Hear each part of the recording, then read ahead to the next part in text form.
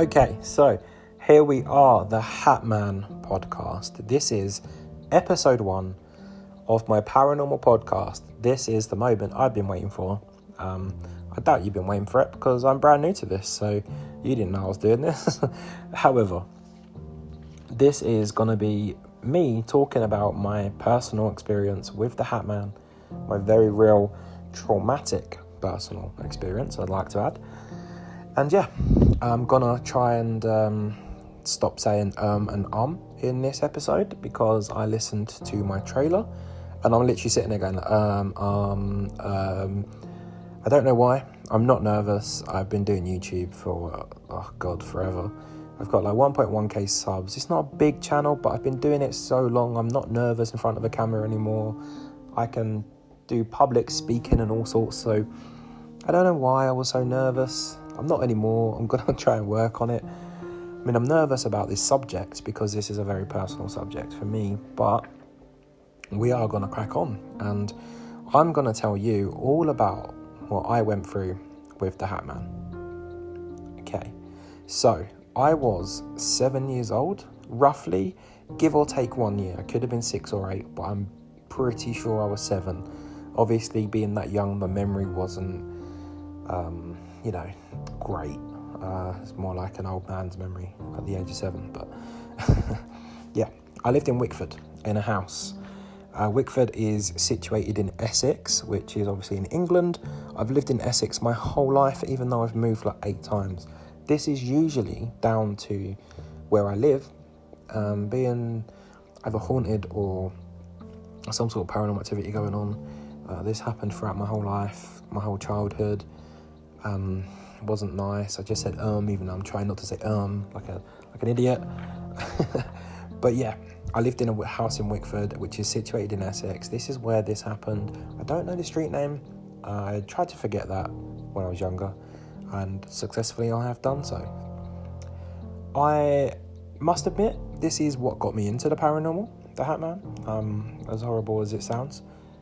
He opened my eyes up to the paranormal I was just too young. I mean, I was too young to even really know what like a spirit or ghost or whatever you want to name them is. But he kind of just came at me with like this big demonic entity that I believe he is. So yeah, take that, Jack. That's pretty much what he said. Anyway, he got me into the paranormal, and I'm going to tell you exactly what happened, how it happened, and hopefully this comes out better than my trailer and you guys enjoy the episode and you look forward to episode 2. So here we go. I was 7 years old, and as I've said, I was living in a house in Wickford, and I shared a bedroom with my big brother. He was sleeping at my nan's that night. He was having like a sleepover. My nan used to have like this thing where she'd only have like one grandchild over like per night. My granddad wasn't all that well, so having loads of kids running around wasn't the best thing for her. So she would take turns to sleep over there. And that night he was his turn. It was his chance. So he went over there. And in our bedroom, we shared bunk beds. For those of you that don't know, and I'm pretty sure most of you will, but for those of you that don't, bunk beds are where you've got like a bottom bunk and a top bunk. So literally a bed on top of a bed with a ladder leading up to the top bunk. I always slept on the bottom. He slept on the top. Being the big brother, he was the one with the authority. And as we know, if you had siblings and you had bunk beds, whoever sleeps on the top bunk owns the room. Simple as that. If you sleep on the top bunk, then what you say goes.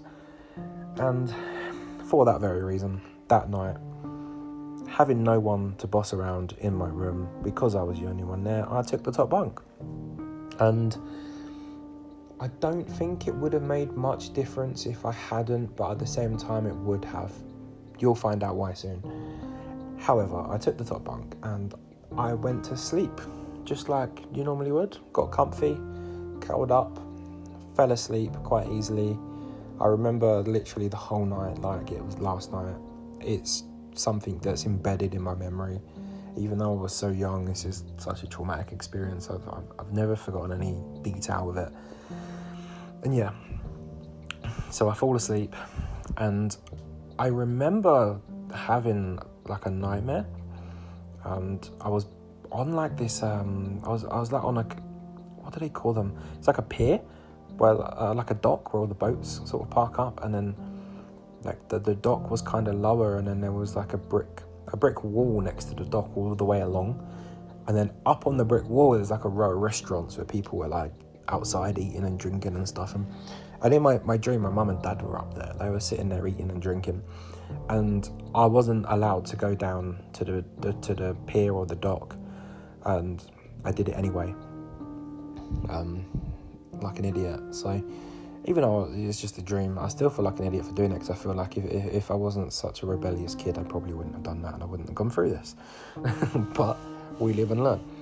And long story short, something just literally out of nowhere just starts chasing me. And I remember running and screaming for my mum and dad, but they couldn't hear me. Like, I'm looking at them, running like, Mum, Dad, and nothing.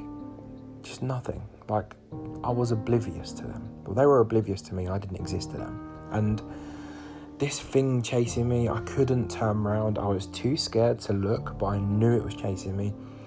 And I just felt it getting closer and closer and closer. And bang, out of nowhere, the hand on my shoulder. And I instantly woke up. So I wake up from this. And as I wake up, I noticed that I can't turn my head. I can't move my hands. I can't move my arms. I can't sit up. I can't talk. I can't do all these things. All I can do is move my eyes and blink. And that is literally it. And I'm laying there staring at the ceiling, and I'm like, God, what's going on? And all of a sudden I look down towards the end of the bed, and there he was, these big red piercing eyes looking back at me.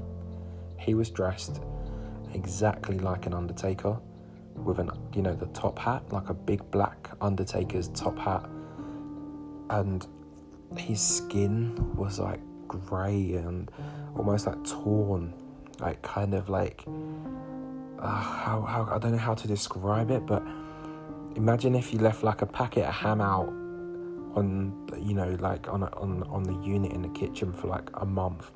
Imagine what that would look like. That was his skin. It was disgusting. And he's standing there, and he must have been at least 7 foot tall. He was massive. And that's why I say I don't know whether or not if I slept on the bottom bunk that would have affected anything, because I wouldn't have been pretty much eye level with him. But anyway, there he was, staring back at me, and I couldn't move. And inside I'm like, Mom, Dad, like screaming and crying and shouting, and nothing's coming out of me. And I'm terrified. I'm absolutely petrified, laying there, feeling like honestly, I felt like at 7 years old, I felt like I was about to just die.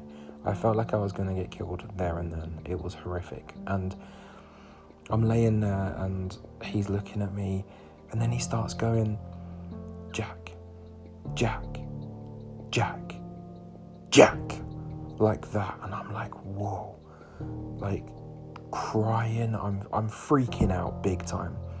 And then he just goes in this big angry voice like, I'll be back. And then he just disappears. And the second he disappeared, I could move and I could breathe properly. And the first thing I'd done was I screamed for my mum. Here I am, sitting here and doing a podcast at the age of 26, almost 27, telling you right now that I screamed for my mum. A fully grown man telling you I was crying and screaming for my mum, because that's exactly what I was doing. It was terrifying. And anyway, I called for my mum and my dad. I'm screaming, I'm crying, I'm like in this awful state. And my mum comes running, she comforts me, she's like, oh, you had a nightmare and all this kind of stuff. And I'm like, no, somebody was in my room. Someone was standing right there. And then she sort of like, almost like stands up, looks around, and she's like thinking, oh, that's a bit weird. Like, you could tell that she was just a bit like on edge. And years later, she told me, because she used to be like a medium, a psychic medium. She used to do all that kind of stuff. And she told me that running into the room that night, that she felt like the energy, and it was just like so thick that you could like cut it with a knife. And how horrific it was, even just walking into the room, just knowing that there's evil there, or has just been there at least. And it was awful, even just for her. But she's tried to obviously tell me it's just a nightmare, you'll be fine, nothing to worry about. But I wouldn't have it. I was adamant. I was like, no, this is more than a nightmare. This was horrific. Like, this was something that he was here, okay? Like, I could smell him. He was here. He smelled like rotten, mouldy eggs. Like, he was here. And growing up now, looking back on it and talking to her, she believed me. She did believe me. But my dad was sceptical. He didn't quite believe me. He's just, he's just a kid, isn't he? He's had a nightmare. That's all it is, And after many arguments, they decided to take me to a therapist, thinking, okay, maybe there's something. Like, my dad was thinking, maybe a bit of therapy. I don't know what he was thinking, to be honest. I just remember the therapist. I feel like I remember it being my dad's choice, and my mum like sort of just agreeing, just so that she could turn around and be like, told you, there's nothing wrong with him. Like, he saw what he saw. Anyway, I go to my therapist, and my therapist talks to me for ages. I can't even remember exactly what about. It was obviously about my experience, but I can't remember the conversation very well. Long story short, my mum goes in after me, and this is what my mum's told me, as in my later years, what was said. And my therapist said to my mum, I'm not saying that your son saw a demonic entity or anything like that, but what he's saying, and what he thinks he saw at least, he saw. It was there. What he's saying he went through, he went through. Like, judging by my body language and all that kind of stuff, she was like, it happened. This child is not lying. This child is being 100% truthful here. And my mum then said, like, that she was a medium, and she felt it herself, like she knew something wasn't right. And the therapist turned around to her and basically said, look, there's nothing wrong with him. There's nothing I can do. But what I would suggest is buying him a dog for protection, to help him feel protected and safe. So mum and dad compromised, and they bought me a Bichon Frise dog called Lucky. And Lucky was a lovely little dog, and used to sleep on my bed with me to protect me overnight and look after me. And Lucky was awesome little fella. And I had him for a few years, and we ended up having to rehome him, actually, because my little brother came along. And if you're listening to this, Alfie, just want you to know I'll never forgive you for that. No, I'm joking. My little brother came along, and my parents decided it wouldn't be a good idea to have a dog around the house with a new baby, or a newborn baby. So they rehomed him, and they just did it while I was at school one day, actually. I didn't even get to say bye, so I've never forgiven my parents for that. But yeah, that's what happened. And since that happened, I've not had any more experiences. I've not had any more encounters as of yet. He said he was going to come back. I don't know. I honestly don't know. I feel like he's kind of just like never left. I feel like his presence has always been around me, like there's some sort of connection there. Almost like a little part of him is in me, if that makes sense. Which I guess it is in a way, in like terms of like an emotional scar. But yeah, it was absolutely horrific. It was horrendous. Having to have therapy at the age of 7 is just like insanely crazy. And yeah, it was horrific. It was bad. And I've done a lot of research on this, guys. Like, I've researched the Hatman a lot. I've heard a lot of stories. I mean, I've read loads online. I've seen loads of YouTube videos. I've heard podcasts. I've done a lot. I've listened to it all. And I found 3 or 4 experiences where people have had the exact same experience as me, like to the T. However, I find 99.9% of them are very similar, but the Hatman, they describe him differently. They describe him wearing like a fedora hat, and like a cloak kind of coat, whereas that's not what I saw. What I saw was a very old man, very tall, like disgusting, like decaying skin, in an undertaker's kind of outfit, uniform, suit, whatever you want to call it.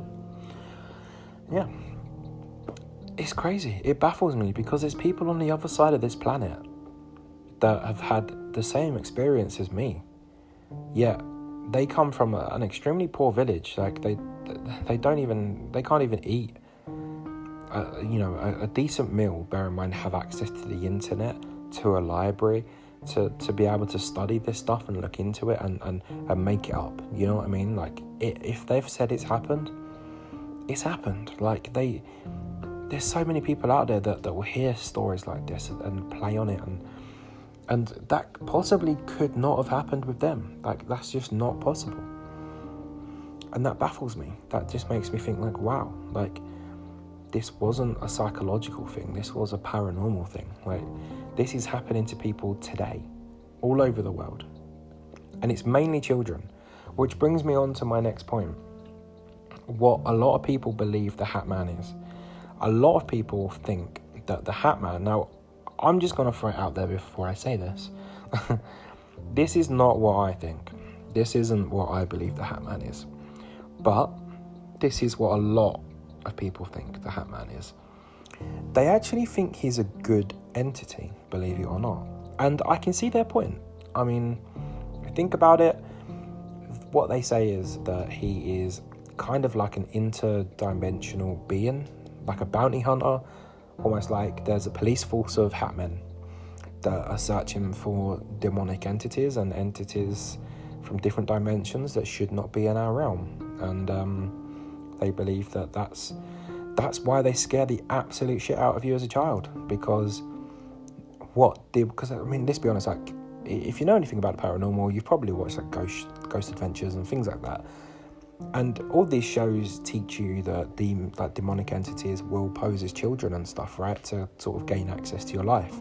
And if that's true, then what they say is that's why he comes and scares the shit out of you as a child, basically, because he wants to know whether or not you're a demon posing as a child. And if you are, then he wants to take you back to where you should be, or where you came from, or whatever it is that he's doing. And that's what they believe.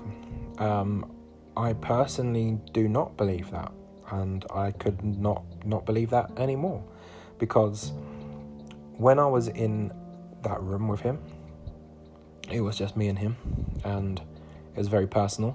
It was 1-to-1. It was very extreme, and all I felt was terror. All I felt like that I was about to get killed. I felt like I was about to be murdered.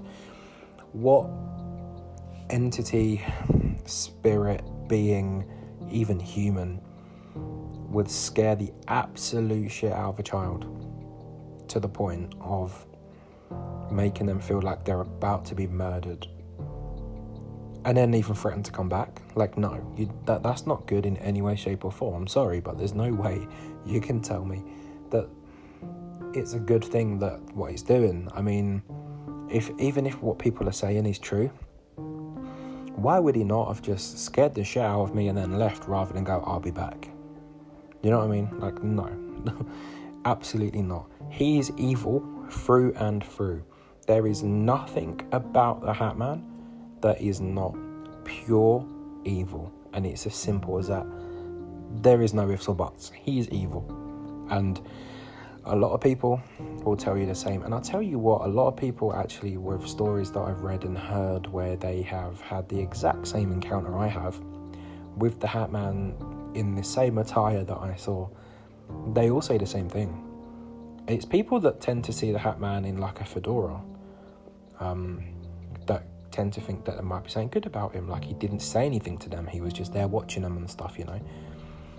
So they're kind of different experiences, like I said, but at the same time, like, people just put it down to the Hatman. I mean, is that because these two different entities are just wearing hats? Could that be it? Could the entity that I saw be a demon, a demonic entity, and other people have seen that too around the world? And then all these other people have seen the Hatman, right? Maybe this isn't the Hatman that I saw. Maybe it is a demonic entity. Who knows? I don't know. Like, it's so baffling, guys. It's so baffling. But yeah, I mean, in conclusion, I think that, you know, like I say, I believe the Hatman is an evil entity. I'm not saying demonic. I'm just saying an evil entity. After what I saw and experienced, there's no way he had anything that wasn't pure evil about him. And to this day, I still wait for him to visit me. And again, although I feel like his presence is around me all the time, it's like he never left, but doesn't want to be seen for some reason. But that could also just be like emotional scarring, like mixed with a bit of anxiety. I mean, I've actually suffered with anxiety and depression like my whole life, and you know, to a very severe extreme at one point in my life also. So I've been at the lowest of all lows. I've been at the highest of, I mean, all highs, like the day my son was born, you know, and I've been everywhere in between. It's crazy. It's a crazy life. It really is. But perhaps anxiety played a part in me feeling like he's always around. Maybe I'm anxious in case he comes back. Maybe that's what that is. Maybe it's just the anxiety of it, and the emotional scarring of what I did go through. Possibly, who knows? I mean, if you're a therapist, I think that's probably what you'd say, but I'm not a therapist. I'm a paranormal investigator, and I've got 10 plus years experience behind me now. I've been investigating for absolutely ages. I love doing it. It's like one of my biggest passions, and I just absolutely love everything paranormal related. I've even got a few like conspiracy theories that I want to talk to you guys about. But yeah. Okay, so that was my Hatman experience. That's not the end of the podcast, because I want to quickly talk to you guys about episode 2 and what you can expect from it and when it's coming. So, first and foremost, episode 2 is going to be on sleep paralysis. That's where I can divulge a bit more information to you as to how I know what I went through. My Hatman experience was not sleep paralysis. There are key elements, and I'm going to go into a lot of detail and hard evidence. And I'm going to do that by bringing in a guest. The guest is actually a personal friend of mine, and he has suffered with sleep paralysis for God knows how long, since he was quite young, and he suffers with it on one of the most extreme levels that is out there. You know, some of the stories he's told me have been barbaric. They've been ridiculously scary, and to the point of where he's actually writing a book on his experiences now. Like when he has a sleep paralysis episode, like he's putting it into words, he's putting it into writing, he's making that into a story in itself. Like he's so creative and so amazing and intriguing and interesting, which are pretty much the same word, but it's so cool. And we're going to bring him in, we're going to have a chat. But I do also have a slight twist to that, because he doesn't know. I mean, he could listen to this beforehand. I don't know whether he will or he won't. He'll probably tell me he has and he hasn't. I mean, how many times have your friends sent you videos and you just go lol and you've not even watched it? Like, who knows? But we're going to bring him on, and we're going to put him in a hot seat, guys. We're going to make him, I say make him, we're going to try and make him divulge his worst experiences and stories. I mean, there's some that he won't even tell me because they're so deep-rooted and personal, and I want to get it out of him, and I want to get it out of him on the podcast. So, make sure you stay tuned for episode 2. And if you want to get that episode before everyone else does, and you really are interested in this and you enjoy my podcast, then check out my Patreon. I will leave a link in the description, no matter what you're listening to this on. I think I'm on iTunes and Spotify and Pocket Cast and Anchor and all sorts. So wherever you're listening to me on, make sure that you go and check out the Patreon, because for £5 a month, just £5 a month, you can get early access to all of my episodes.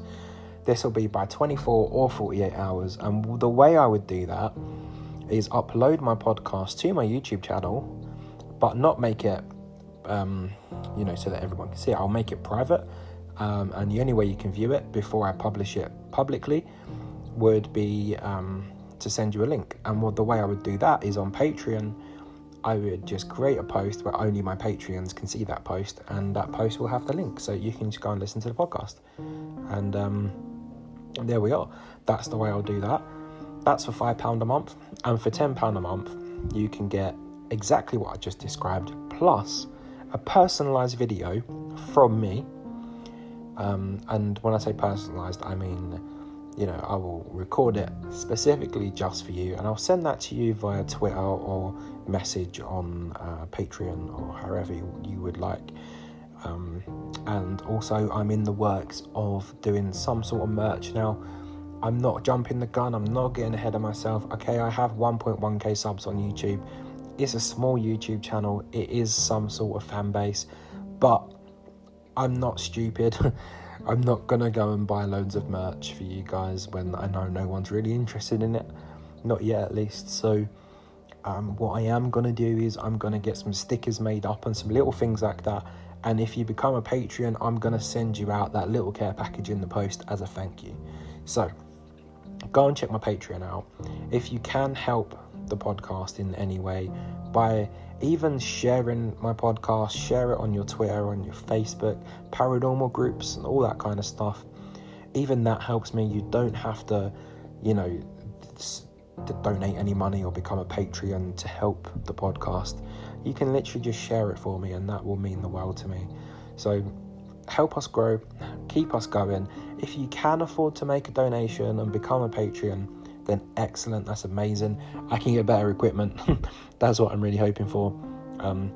My day job is a key worker, so I work really long hours and for not much reward. So for me, I'm not the sort of person that's got a big fat bank account behind me where I can just go and buy all my equipment.